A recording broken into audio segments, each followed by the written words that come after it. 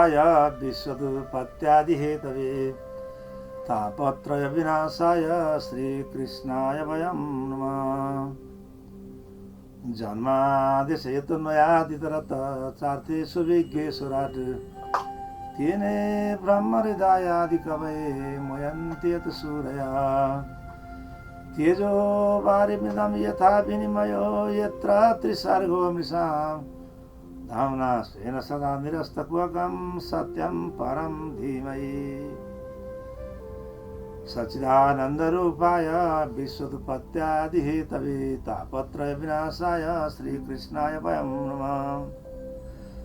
ब्रह्मानन्दं परमसुखदं केवलं ज्ञानमूर्तिर्द्वन्द्वातीतं गगनसदृशं तत्त्वमस्यादिलक्ष्यम् एकं नित्यं विमलमतुलं सर्वदा साक्षिरूपं भवातीतं त्रिगुणरहितं सद्गुरु तं नमामि। गुरुर्ब्रह्मा गुरुर्विष्णु गुरुदेव महेश्वर गुरु साक्षात् परब्रह्म तस्मै श्री गुरवे नमः। अज्ञानतिमिरान्धस्य ज्ञानाञ्जनशलाकया चक्षुरुन्मिलितं येन तस्मै श्री गुरवे नमः। श्री प्राणनाथ सद्गुरु परं विनयकरं प्रणाम उघरै विकटकपाटौर सुमिरत जय का नाम। परात्पर अखिलेश्वर पूर्ण ब्रह्म परमात्मा श्री कृष्ण जी आह्लादिनी शक्ति स्वामाजी महारानी सद्गुरु महाराज यस कार्यक्रममा हेरिरहनुहुने सम्पूर्ण दर्शकवृन्द सबैमा म हार्दिक अभिवादन गर्न चाहन्छु। प्रणाम। हामी परमात्माको गुणानुवाद गर्न गइरहेका छौँ। भगवानको पूर्ण कृपा छ हामीप्रति। हामी अहोभाग्यमानी छौँ भन्नुभएको छ। हामीले बडो महत्त्वपूर्ण वस्तु प्राप्त गरेका छौँ भनिएको छ शास्त्रमा। जन्तूनां नरजन्म दुर्लभमतः पुंसस्ततो विप्रता तस्मात् वैदिक धर्म मार्ग परत विदत्तो अस्मात् परम नित्य विवेकन संभवो ब्रह्मात्मना संस्थिति मुक्तिर्नो शतकोटि जन्म सुकृतैर्पुण्ये विलम्बिना लभ्यते। निर्देह माध्यम सुलभम सुदुर्लभम प्लगम सुकल्पम गुरुकर्णधारम मयानुकूलेन नभस्य तीरितं पुमां भवाब्दे न तरेत सात्मा। जन्तूनां नरजन्म दुर्लभमतः प्राणी जसलाई जन्तु भनिन्छ शास्त्रको भाषामा, जीवात्मा पनि भनिएको छ जसको लागि नरजन्म दुर्लभ, मानव योनि प्राप्त गर्न अति दुर्लभ कठिन कुरा मान्दछ शास्त्रले। पुंसस्तत्व विप्रता त्यसमा पुरुषत्व प्राप्त हुनु, विप्रता प्राप्त हुनु अनि त्यसमा पनि वैदिक धर्मको अनुयायी हुन पाउनु। वैदिक धर्म अति महत्त्व छ अनि विद्वान हुनु उच्चता, त्यसमा पनि वैदिक धर्मको पनि विद्वान हुन पाउनु।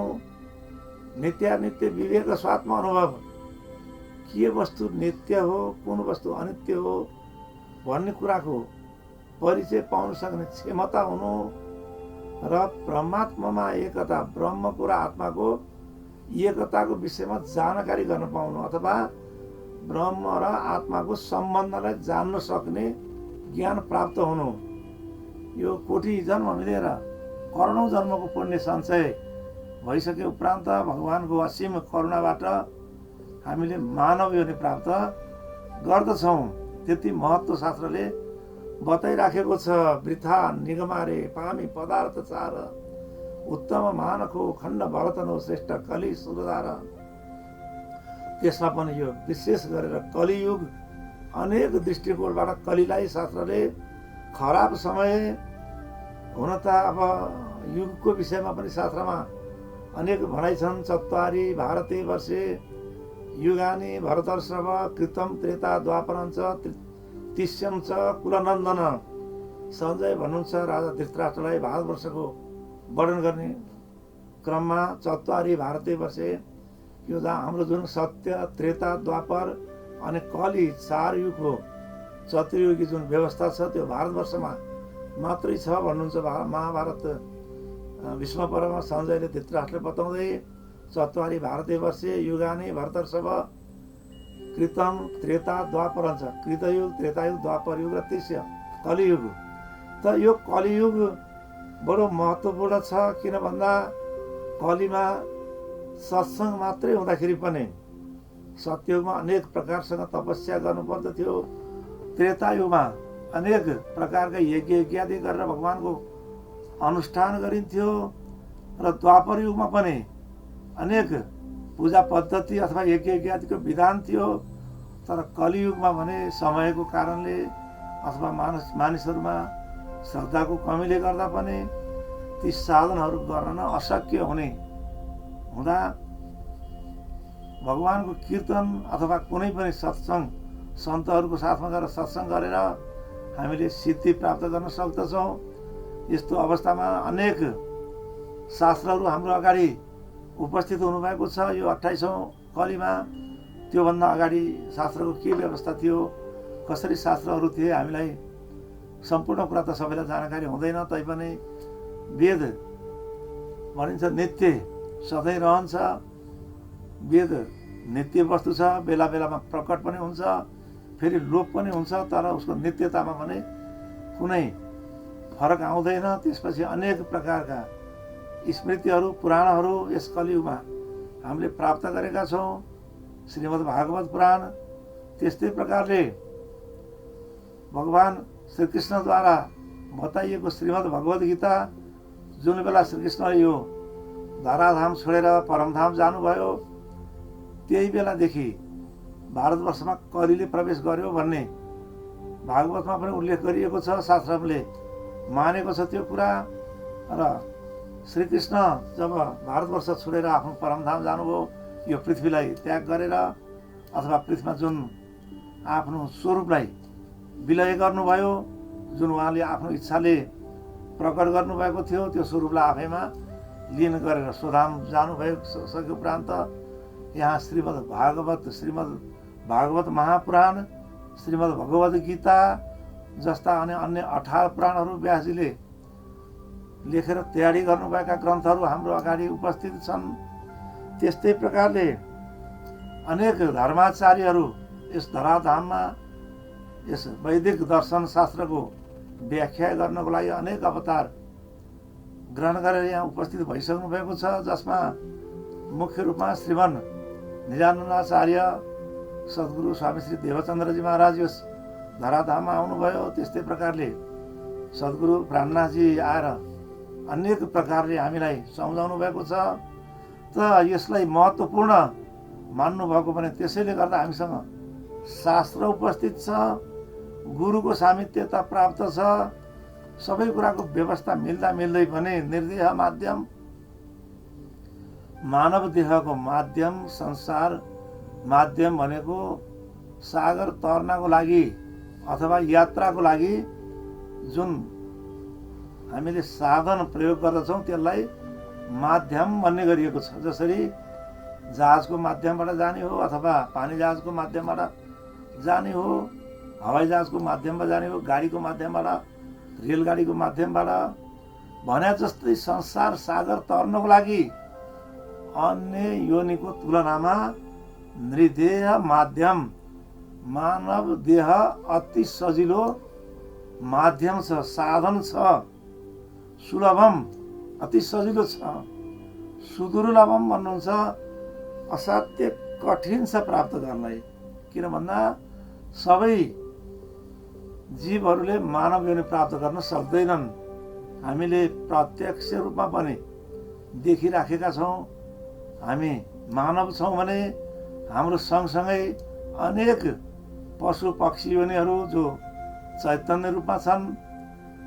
अनेक कथा आउँछ शास्त्रमा, कसैले मानिसको हातहरू देखेर मानिसले प्रष्टसँग दोहोरो कुराकानी गरेको देखेर अथवा मानिसको बुद्धिलाई देखेर अरू जनावरहरू अरूहरूले प्रशंसा गरेको कहिले पाउन सकिएला मानव योनि।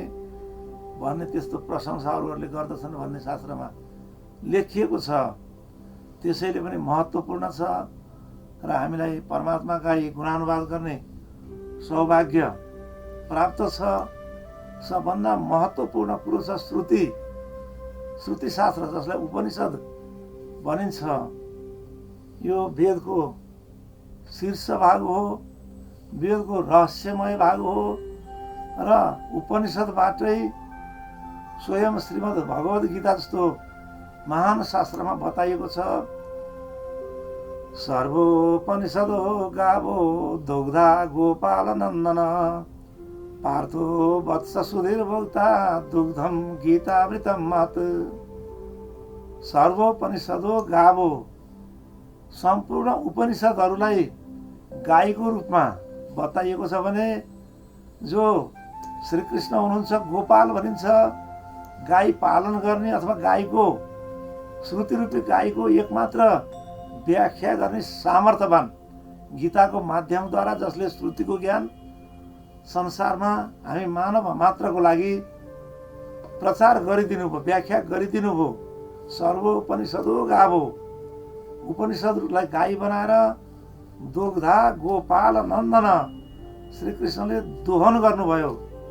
अनि गाईलाई दोहन गर्नको लागि बाछाको आवश्यकता पर्दछ भने यहाँ भन्ने हो पार्थो वत्स सुधीर भोक्ता। त्यस अमृत रूपी दुधको स्वाद अनुभूति गर्ने, त्यो दुध प्रत्यक्ष पान गर्न पाउने सौभाग्य कसले प्राप्त गर्नु भन्दा पार्थले।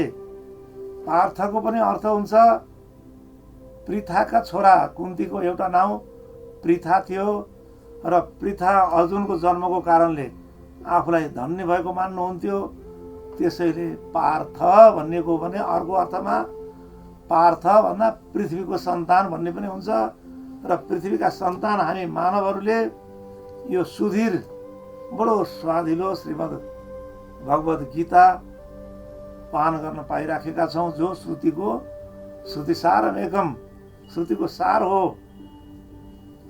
त्यस्तै प्रकारसँग जो हामीसँग श्रीमद् भागवत महापुराण सम्पूर्ण शास्त्रको सार हाम्रो अगाडि उपस्थित छ, हामीले पढ्न पाइराखेका छौँ, अध्ययन गर्न पाइराखेका छौँ। त्यसबाट हामीले सार के रहेछ जीवनको भन्ने बुझ्ने सौभाग्य पाएका छौँ।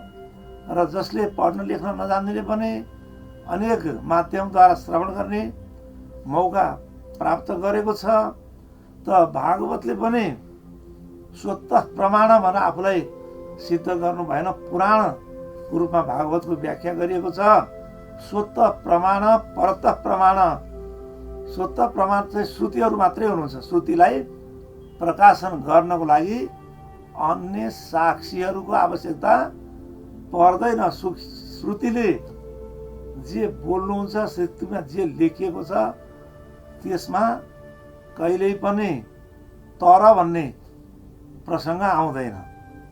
तर यसो भए हुन्थ्यो भन्ने प्रसङ्ग हुँदैन। जे छ ठिक छ, श्रुतिले जे भन्नु भएको छ त्यो चाहिँ सही छ। किन भन्दा श्रुति हो परमात्माबाट स्वयं, अथवा जसको कर्ता छैन। श्रुतिको कर्ता छैन, कसैले लेखेको होइन। लेखेको हो, पछि टाइप गरिएको ग्रन्थ हो, तर ज्ञान चाहिँ जो हो त्यो स्वयं परमात्माद्वारा प्राप्त ज्ञान हो। त्यसैले भागवतमा भन्यो सम्पूर्ण हाम्रो वैदिक दर्शन जो छ यो आस्तिक्यवादी सिद्धान्त भन्ने गरेको छ। आस्थावादी सिद्धान्त भनिन्छ। यो आस्थावादी सिद्धान्त हो र ज्ञानले पूर्ण भएको दर्शन पनि हो। त आस्थावादी सिद्धान्तले के गर्दछ भन्दा आस्थाको अर्थ हुन्छ परमात्मा प्रति विश्वास हुनु, अनि वैदिक दर्शन शास्त्र प्रति पनि विश्वास हुनु, आत्माप्रति परमात्माप्रति आस्था हुनु। जसले परमात्मालाई छ भनेर मान्यता राख्दछ त्यसलाई आस्तिक दर्शन भनिन्छ। त आस्तिक दर्शनले आफूले उठाएको जुन विषय छ, महत्त्वपूर्ण विषय छ, पहिलो विषय छ ब्रह्मेति परमात्मेति भगवानिति शब्दते। ब्रह्म परमात्मा भगवान जस्ता शब्दद्वारा सम्मानित गरिएको अनि यो संसारको कारण भनेर शास्त्रले निर्णय गरेको, आस्तिक शास्त्रले, वैदिक शास्त्रले जसलाई मान्यता राखेको त्यो वस्तु, त्यो परमात्मा तत्त्व, त्यसलाई श्रुतिले भन्यो यतो वा इमानि भूतानि जायन्ते, जसमा सम्पूर्ण प्राणीहरू उत्पत्ति भएका छन्। यतो वा इमानि भूतानि जायन्ते येन जातानि जीवन्ति, जसमा उत्पन्न भएका प्राणीहरू जीवित रहन सकेका छन्, बाँचिरहेका छन्। यतो वा इमानि भूतानि जायन्ते येन जातानि जीवन्ति यत प्रयन्तभि संविशन्ति, र अन्तमा क्रमबद्ध रूपमा विलय हुने गर्दछन्। जन्मेको जो छ त्यो मर्नद्वारा विलय हुन्छ शरीर।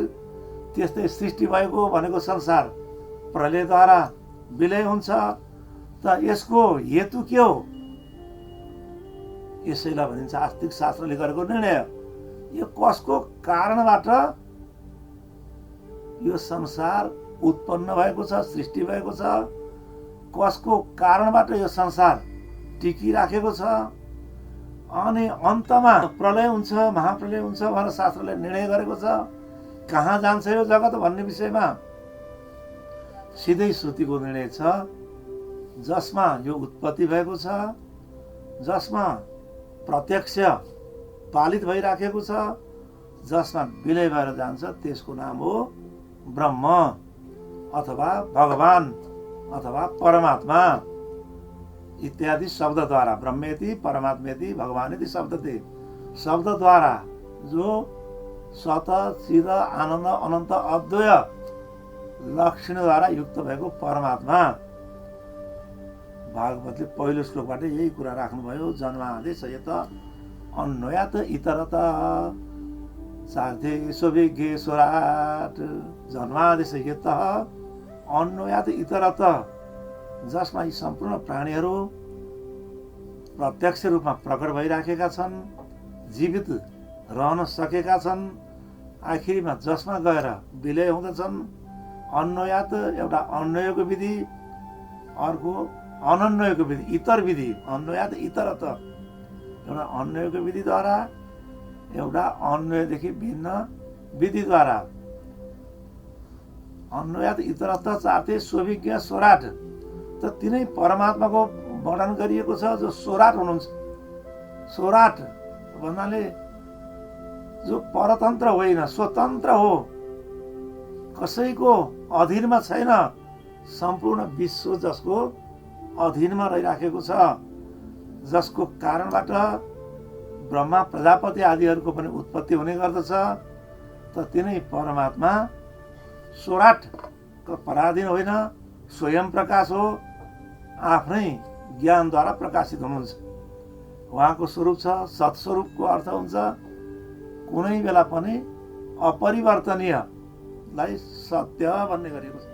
सत्य कस्तो छ भन्दा अपरिवर्तनीय चिज जो त्रिकाल पहिले पनि एकै नाश थियो, वर्तमानमा पनि त्यस्तै छ, भविष्यमा पनि त्यस्तै रहनुहुन्छ। त्यसैले सत लक्षण सचिदानन्द लक्षणम भनियो। लक्षण भन्नको कारण पनि किन भन्दा वृत्तिद्वारा, लक्षण वृत्तिद्वारा सतको उपमा मात्रै दिएको, चितको पनि उपमा मात्रै दिएको, लक्षण भन्ने बित्तिकै उपमा दिएको भन्ने अर्थ लाग्दछ।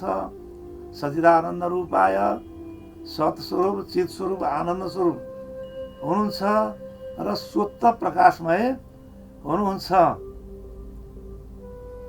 अन्वयात इतरत चार्थे स्वविज्ञ स्वराट तिनै ब्रह्म हृदय आदि कवये मुह्यन्ति यत सूरय। तिनै ब्रह्म हृदय। त यो जुन श्रुतिको ज्ञान छ, यो कुनै वैज्ञानिकले, कुनै बुद्धिजीवीले, कुनै पनि विद्वानले आविष्कार गरेको अथवा आफूले पत्तो लगाएको ज्ञान होइन अरे यो। तिनै ब्रह्म हृदय आदि कवय मुह्यन्त्यत सूरय। परमात्माले स्वयं सृष्टिको आदि कालमा आफैबाट आद्य पुरुषको सृष्टि गरेर, अनादि पुरुष पूर्ण ब्रह्म परमात्मा श्रीकृष्णजीले आफैबाट आद्य पुरुषको सृजना गरेर आफ्नै सतंशबाट उहाँ पूर्ण ब्रह्म अक्षरातीत हुनुहुन्छ, अक्षरदेखि पर हुनुहुन्छ भने आफ्नै सदंशबाट अक्षर ब्रह्मको सृजना गरेर जुन ज्ञान दिनुभयो, आफ्नो महत्त्व बताउनु भयो। अरू के ज्ञान दिन्थ्यो? आफ्नो जुन महिमा हो त्यो। यो ब्रह्माण्डम वेदाति पूर्वम यो वै वेदाश्च प्रणव होति तस्मै। यो वै वेदाश्च, त्यसैलाई श्रुतिको रूपमा, त्यसैलाई ब्रह्म रहस्यको रूपमा, तिनै ब्रह्म हृदय आदि कवय, त्यसैलाई ब्रह्म हृदय पनि भन्यो। परमधामको अर्थ पनि हुन्छ ब्रह्म हृदयको अर्थ, अनि ब्रह्म ज्ञानको अर्थ पनि हुन्छ, श्रुतिको अर्थ पनि हुन्छ, स्वयं परमात्माको अर्थ पनि हुन्छ। आफ्नो र आफूले आफ्नो परमधामको स्वस्वरूपको महिमा स्वयं बताइदिनु भयो। सो त अब जाहेर भए सब विध ओतन सहित, सम्पूर्ण विधि सहित, ओतन सहित, आफ्नो परमधाम सहित आदि कवय सृष्टिको आदि कालमा बताउनु भयो। कस्तो ज्ञान बताउनु भयो भन्ने विषयमा फेरि लेख्नुहुन्छ व्यासजी। मुह्यन्त्यत सूरय,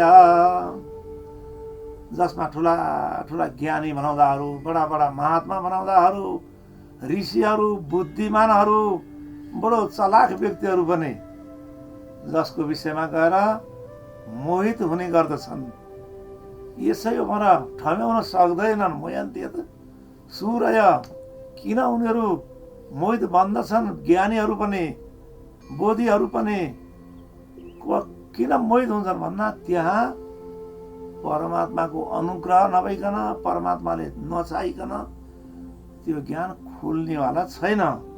किन भन्दा यसको आचार्य, यसको अनुभूतिकर्ता, यसको चाहिँ जो मन्त्रको मन्त्रद्रष्टा स्वयं परमात्मा आफै हुनुहुन्छ। त्यसैले यो ब्रह्माण्डम विदधाति पूर्वम यो वै वेदाश्च प्रणोति तस्मै भन्यो। तिनै ब्रह्म हृदय आदि कवय मुह्यन्त्यत सूरय।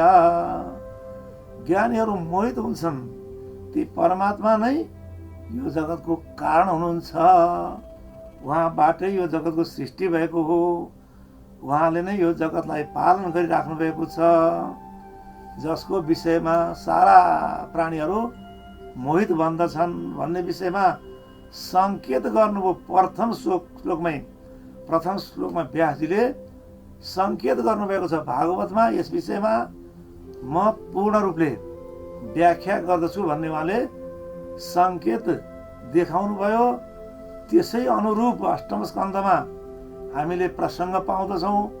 जब मोहिनी अवतारको प्रसङ्ग उपस्थित हुन्छ, जसमा मोहिनीको अर्थ छ भुलाउनु, भ्रमित बनाउनु, अनि असुरहरूलाई भ्रमित बनाउनको लागि परमात्माले मोहिनी अवतार लिनुभयो भन्ने प्रसङ्ग छ। किन भन्दा दैत्यहरूसँग शुद्ध भावना थिएन। जोसँग अशुद्ध भावना छ उसले अमृतत्व प्राप्त गर्न सकिँदैन। अमृतत्वको अर्थ हुन्छ श्रुतिको ज्ञान। अनि त्यो अमृतत्व प्राप्त गर्न नसक्ने अवस्थामा उनीहरूले अमृतत्व प्राप्त गर्न चाहन्छन्। अनि भगवानले मोहिनीको अवतार लिनुपर्ने अवस्था आउँदछ। त्यतिखेर लेखिएको छ श्रीमद् भागवत अष्टम स्कन्धमा। तपाईँ हामीले सबैले पढ्न सक्छौँ। भगवान शिव जो संसारमा सबैको गुरु हुनुहुन्छ, महान हुनुहुन्छ, ईश्वरको पदवी छ, उहाँलाई महादेव हुनुहुन्छ, तैपनि मोहिनी अवतार हेर्नु पर्यो एकचोटि भन्ने आग्रह गर्नुभयो भन्ने प्रसङ्ग छ त्यहाँ। अनि नहेर्नुहोस्, तपाईँ किन मोहिनी अवतार हेर्नुहुन्छ? यो असुरको लागि, विशेष कार्यको लागि यो अवतार सिर्जना गरिएको हो। मैले त्यसको लागि सिर्जना गर्ने हो शरीर भनेको। त्यही बताइएको छ गीतामा पनि। त त्यो मोहिनी अवतार मैले त्यस कामको लागि, एउटा विशेष कार्यको लागि सृजना गरेको थिएँ। अब त्यो कार्यक्रम टरिसकेको छ भन्दा अनि यो विनाशित्ती अथवा यो मोह किन हेरिन्छ, भुलिन्छ, भ्रमित हुन्छ मन, विकार उत्पन्न हुन सक्छ किन भन्दा यो वैकारिक कारणबाट बनाइएको छ। त भगवान् शिवजीले भन्नुभयो, तपाईँ के भन्दै हुनुहुन्छ, म कसरी मोहित पर्न सक्छु, मैले त मायालाई विजय प्राप्त गरिसकेको छु, मायाको अधीनमा छु, तपाईँलाई थाहा छ, मलाई वेदको ज्ञान छ, श्रुतिको ज्ञान छ, मैले अवतारमा म भुल्दिनँ भन्नुभयो। आखिरी एउटा मोहिनीको स्वरूप फेरि पनि सिर्जना गर्नुपर्ने अवस्था आयो अनि भुल्नुभयो। अनेक प्रकारका खनिज पदार्थहरू उत्पन्न भयो, हिरा भने स्वर्ण चाँदी आदि भन्ने लेखिएको कुरा जोसुकै भागवत पढ्नुहुने अध्ययन गर्नुहुने महानुभावहरूलाई थाहा छ यो कुरो, यहाँ कथा विस्तारमा जान खोजिएको होइन। त्यस्तै प्रकारसँग त्यहाँ ब्रह्माजीले प्रार्थना गर्दै गर्दै 10औं स्कन्धको 14औं अध्यायमा आफैले नै स्वीकार गर्नु परिराखेको छ। उहाँले स्वीकार गर्नुभएको छ, मैले 4 वेदलाई सम्झेको छु भन्ने मैले लागिराखेको थियो, मैले ठानिराखेको थिएँ, 4 वेदको ज्ञाता छु म, 6 शास्त्रको ज्ञाता छु भन्ने मलाई लागिराखेको थियो। सम्पूर्ण संसारमा मैले नजानेको चिज हुने कुरै भएन। जति संसारका वस्तु छन्, सामग्रीहरू छन्, ती सबैको सृजना मैले गरेको हुँ। आफूले सृजना गरेको चिज मैले यसै पनि जान्दछु। अनि मैले एक्लै आफ्नै कारणबाट यो जगतको सृजना गरेको छैन। भगवानको विशेष करुणा छ म माथि र ती भगवानलाई पनि म जान्दछु, भगवानको धाम पनि म जान्दछु, भगवानको स्वरूप जान्दछु, लीला जान्दछु। र यतिखेर अवतार लिनु भइराखेको छ श्रीकृष्ण स्वरूपमा परमात्माले, र त्यो अवतारको विषयमा म शोध गर्न अब कस्तो लीला हुँदैछ हेर्न जान्छु भनेर आउनुहुन्छ अनि भ्रमित हुनुहुन्छ, मोहित हुनुहुन्छ।